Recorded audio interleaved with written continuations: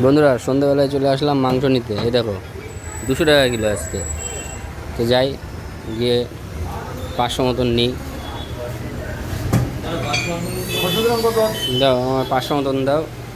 এই দেখো এইমাত্র কাটলো, একদম তাজা তাজা। 500 মতো দাও। হ্যাঁ 500 মতো দাও। গিলে মেটেটা দিয়ে দাও, বেশি দিও না, অল্প একটু, একজন খাবে।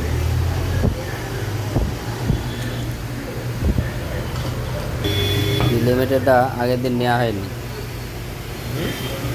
মিডিয়াম মিডিয়াম পিস করে দিও। হ্যাঁ হ্যাঁ ওই সাইজ করে দাও।